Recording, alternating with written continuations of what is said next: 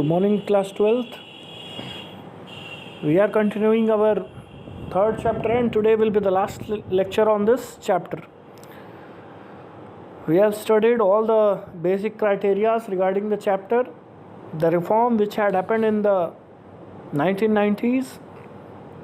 Thereafter, we have studied about the liberalization reform, privatization reform, as well as globalization reform.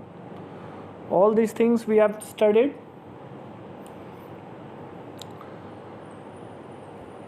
And thereafter we had continued with the study of WTO, World Trade Organization, as well as outsourcing. So both the topics at last also we have covered. So your chapter is finished.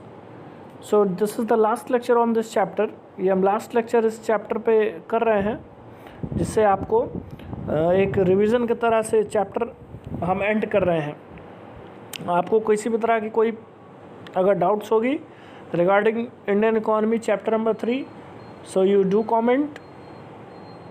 आप comment करिए और comment करने के बाद let us know, let me know your doubts and I will clear it with above your comments. What will you comment? According to your comment, according to your problem, I'll solve your problems if you have any doubts regarding the chapter. See, chapter number 1, 2 and 3, these three chapter has a particular section in the Indian economy. आप सबको याद होगा class में हमने आपको बताया था कि 3 सेक्शंस में ये पूरा इंडियन इकोनॉमी बटा हुआ है. Section number 1, 2, 3. Section 1 contains the first 3 chapters which we have studied. The section 2 will contain 6 or 7 chapters, and from tomorrow onwards we are going to continue the second section, and the last section will continue. Last section includes only a single chapter, that is comparative study of the neighbor countries India, Pakistan, China, IPC. So these are the particular 3 sections, and we had completed the first section. In first section, let me tell you that the first chapter which we had studied, that was all about the situation of Indian economy, the situation of the India's people, farmers, all the middle class families, poor households, that what were their conditions and situations under the colonial rule, under the Britishers. And India was famous for agriculture as well as for its handicraft products. Though industrialization in India is only, the industrialization has been done with only the help of Britishers, or the credit goes to Britishers for industrializing the Indian economy. But before that, there was the work at massive level in the field of handicraft industries of India, and Indian clothes were worldwide demanded all over the world. But as I have taught you that in the 18th century there was industrialization in the British economy, that is in England के Manchester में उन्होंने अपना एक industry लगाया, textile mill setup की, and this led to the decline in the demand of handicraft of Indian products. The reason behind it was that the raw material which is used by the Indian handicrafters were also used by the Britishers. They used to export the raw materials from India to England, and with that qualitative raw material they produce the finished goods, and after producing the finished goods, that goods were sold to the rest of the world and India too at a higher price. What was the reason that the clothes made by England were more demanded than India? The reason was that they were much fancy as compared to manual work, as well as there will be more productivity in comparison to the men or women who are working long 6, 7 hours, 8 hours working, but they succeed producing less units. So this was the situation of agriculture, handicraft industries. Now let us move to agriculture industries. Agriculture sector. The agriculture sector was, no doubt, it was the backbone of the Indian economy, but a strong percentage, a high percentage of lagan was to be paid to Britishers under the zamindari system.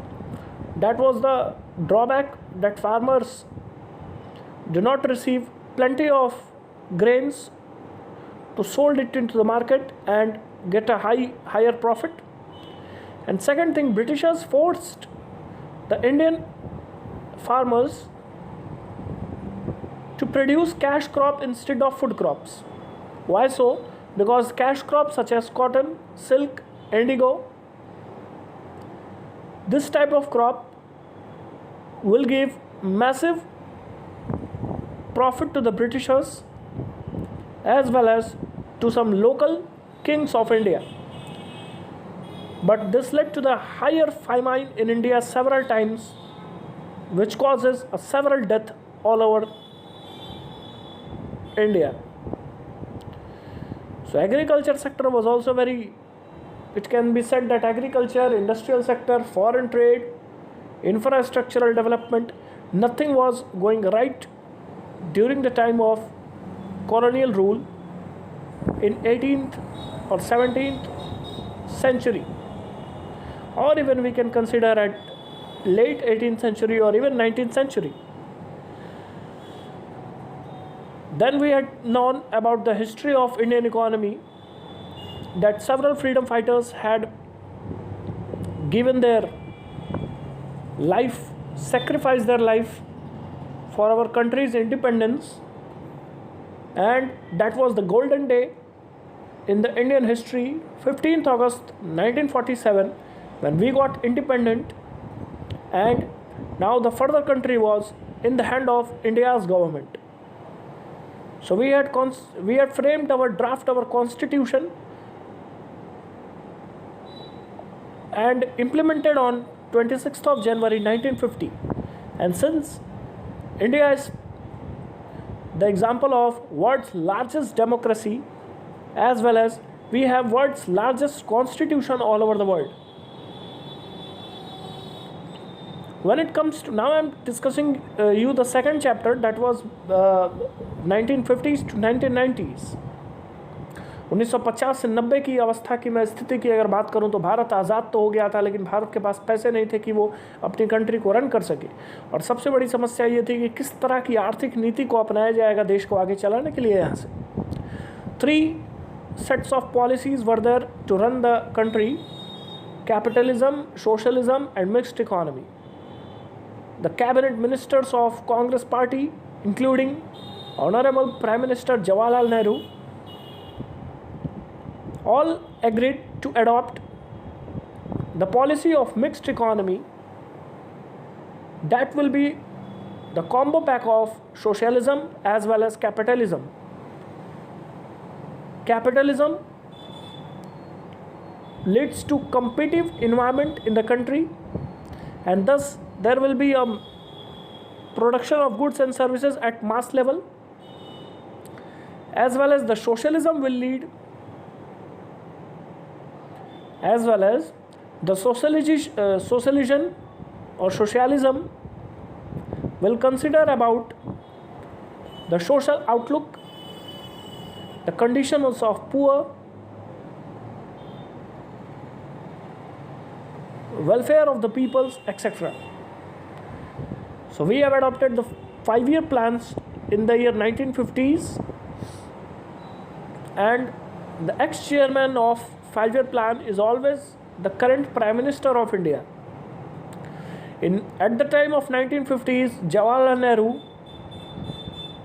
was the chairman of Planning Commission, through which 5-year plans had been enacted, and right now our Prime Minister Narendra Modi is the ex-chairman or chairman of Planning Commission, but now the name of Planning Commission has been changed to Niti Aayog. So now at the current time he is the chairman of Planning Commission. Okay, so that is it guys in this video. I have discussed to you about the first chapter and revision of second as well as third chapter also. Third chapter इसलिए कि हमने इतने दिनों से third chapter पे ही focus किया था, तो रिवीजन सारी चीज़ों का आपको मैंने कराया है. फिर भी अगर आपको किसी तरह का डाउट है तो कमेंट करिए, I will answer you. And from tomorrow onwards will continue the fourth chapter, that is poverty. Thank you very much.